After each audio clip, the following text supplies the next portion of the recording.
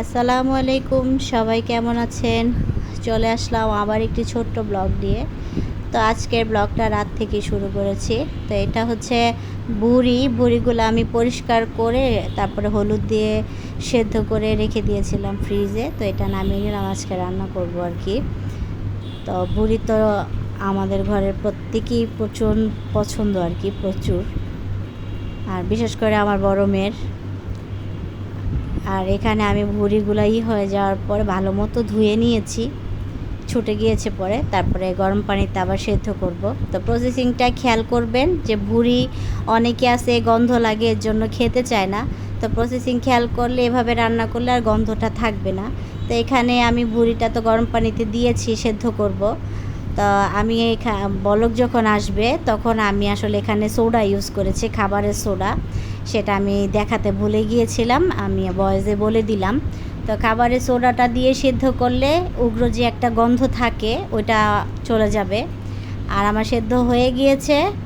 আর এখানে তো আমি বেশ কিছু কাঁচামরিচ, পেঁয়াজ, তারপর হচ্ছে বড় এলাচ, লং, গোলমরিচ, ছোট এলাচ, এগুলি সব আর কি আমি কেটে নিয়েছি, রেডি করে নিয়েছি। তারপর মানে রান্নাটা শুরু করব। তো আমি ভুঁড়িটা এখন সেদ্ধ হয়ে গিয়েছে, নামিয়ে আমি এটাকে আবার ভালো করে 6-7 বার ভালো করে ধুয়ে নিব। তো আমি আর কি জালিটাতে ঢেলে দিলাম, দিয়ে এখন আসলে এটাকে ভালো মতো ধুতে হবে। ধুয়ে একদম ঠান্ডা করে তারপরে আমি রান্না করব আর কি, গরম অবস্থাতেই না। কষলে কষলে ভালো মতো ধুতে হবে, যাতে ওই যে তেলের যে পানিটা ওইটা চলে যায়। তো অনেকবার ধুয়েছি, ধুয়ে ওইখানে আমি ওটা ঝরা দিয়ে রেখেছি। আর যেহেতু আমরা রাতের বেলা রুটি বানিয়ে রাখি সকালের জন্য, তো এর জন্য আমি আটাটা আর কি করে নিচ্ছি। আটা গুলিয়ে নিয়ে তারপরে এটা নামিয়ে রেখে আমি রুটি বানাবো। আর ওটা বসায় দিব আর কি, পরে ওটা হতে থাকুক, মানে ঝরতে থাকুক। তো রুটিটা বানাচ্ছি আর বেশ গরম লাগতেছিল। আর রুটি বানাতে আমার কাছে ভালোই লাগে, আর আমার রুটি অনেক সুন্দর হয় মাশাল্লাহ। তো কে কোথা থেকে আমার ভিডিওটা দেখতেছেন বা দেখেন আমাকে জানাবেন, কমেন্ট করবেন, লাইক দিবেন। তো আমি এভাবেই প্লেটের মধ্যে কাগজ দিয়ে রুটি রাখি, তো 2 ভাগে রাখি আর কি, চারটা করে 2 ভাগে রাখি। তারপরে হচ্ছে রুটি ঢেকে ফ্রিজে রেখে দিই কিছুক্ষণ বাইরে থাকার পরে। তো আমার রুটিগুলি বানানো শেষ হয়ে গিয়েছে। তো তাই আমি কিন্তু 2টা ভাগে রেখেছি, যে নিচে একটা কাগজ দিয়ে এখানে 4টা রেখেছি, আর ওপরে 4টা রেখেছি। আর ওই যে ছোট একটা, এটা হচ্ছে আমার ছোটো মেয়ের জন্য। সব সময় আমি ছোট্ট একটা রুটি বানাই ওর জন্য। তো এই যে ঢাকনা দিয়ে দিয়েছি, এটা টেবিলে রাখবে, কিছুক্ষণ রেস্টে থাকার পরে ফ্রিজে ঢোকাবো আর কি। তো এখানে কড়াই বসায় দিলাম, পানি ছিল একটু শুকাতে থাকুক, তারপরে তেলটা দিব। আর যেহেতু ভুঁড়ি রান্না করব, তেলের পরিমাণটা প্রচুর দিতে হবে, প্রচুর, কারণ ভুঁড়ি থেকে কোনো তেল উঠবে না। যতটুক তেল ওঠার কথা ছিল সেদ্ধ করার সময় কিন্তু সব তেলই চলে গিয়েছে। আর এখানে তো সব কেটে আমি রেডি করে নিয়েছিলাম, আর তেজপাতাগুলিও ছিঁড়ে এখানে রেখেছি। তেলটা গরম হলে এগুলি সব দিয়ে দিব। তো ভুঁড়ি খেতে হলে তো প্রচুর মশলা দিতে হয়। ঠিকঠাক মশলা যদি আপনারা দিতে পারেন, তাহলে ভুঁড়ি মানে যে স্বাদ, এটা কেউ কখনো ভোলার মতো না। ভুঁড়ির প্রেমিক মনে হয় খুবই কম পাওয়া যাবে যে ভুঁড়ি পছন্দ করে না। তো পেঁয়াজ দিয়ে দিয়েছি, আর পেঁয়াজের তো প্রচুর দাম, 120 টাকা কেজি।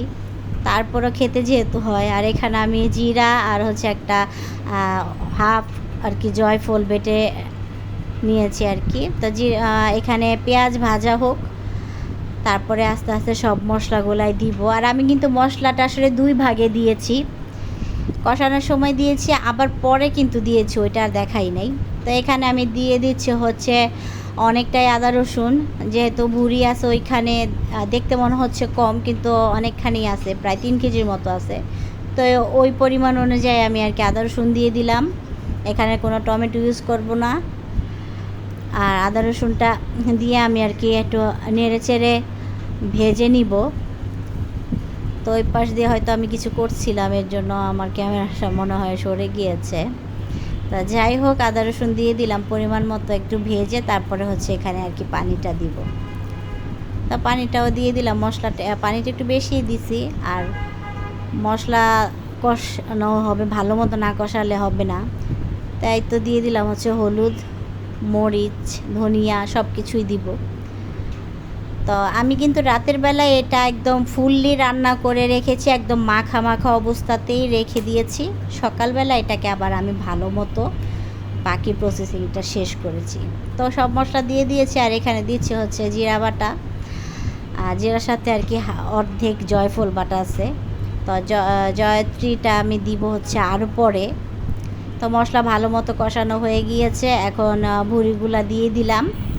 দিয়ে এখন এটাকে ভালো মতো একদম কষাতে হবে, অনেক সময় লাগিয়ে আস্তে আস্তে করে ভালো মতো কষিয়ে নিতে হবে। তা আমি তো কষিয়ে নিচ্ছি, এখন নিচে লেগে লেগে যাচ্ছে, তার মানে হচ্ছে কষানো শেষ। আর দেখেন কালারটা কিন্তু মাশাআল্লাহ অনেক সুন্দর আসছে। এখনও কিন্তু আমার সম্পূর্ণ মশলা দেওয়া শেষ হয়নি, আরও দিব।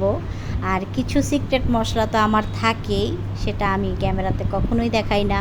এটা হচ্ছে বাবুর্চিদের টেকনিক, যে যদি সবাই যদি দেখিয়ে দিই তাহলে তো আর নিজে সিক্রেট বলতে কিছু থাকে না, এজন্য ওইটা আর দেখাই না।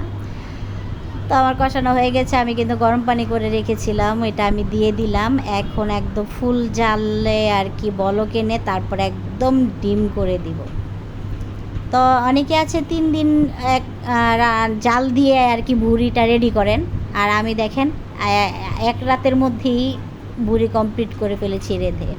তো সকালবেলা আসলাম বারান্দাতে, আজকে কিন্তু সকালে বেশ ভালো বৃষ্টি হয়েছে, আর বাইরে আবার রোদ উঠছে, পানিও জমে গেছে অনেক জায়গাতে। তো নাস্তাটা রেডি করতেছি, নাস্তা রেডি করে তারপরে হচ্ছে ভুঁড়িটা প্রসেসিংটা শুরু করব, একদম লাস্ট প্রসেসিং। তো আমি কিন্তু বলেছি আমি মশলা 2 ধাপে দিয়েছি, প্রথম ধাপটা দেখিয়েছি, পরের ধাপটা দেখাই নাই। কারণ হচ্ছে মশলা আমি একটু এইসব রান্নাতে আমি মশলা অল্প অল্প করে অ্যাড করি। যখন দেখি যে না কালারটা ঠিকঠাক বা সব কিছু ঠিক হয়ে গিয়েছে, তখন আর কি করি না।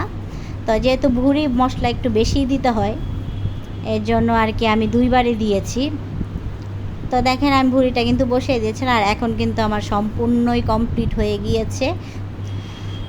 আর আমি কিন্তু জিরার গুঁড়াও দিব আর কি। জিরার গুঁড়া দিয়েই না নেড়ে চেড়ে একদম ভাজা ভাজা হয়ে গিয়েছে, আর খেতে কিন্তু অসাধারণ হয়েছে, আর এত সফট মানে কি বলবো। তো এখন ডাল বসায় দিলাম। তো আজকে শুধু ভুঁড়ি আর ডাল, আর ভাজি করলে আমাদের ঘরে তেমন বেশি খাওয়া হয় না, এই জন্য শর্টকাট রান্না। তো ডালটা রান্না করব, আর ভাত হয়ে গেলেই আজকে রান্না এই পর্যন্ত শেষ। সবাই ভালো থাকবেন, আল্লাহ হাফেজ।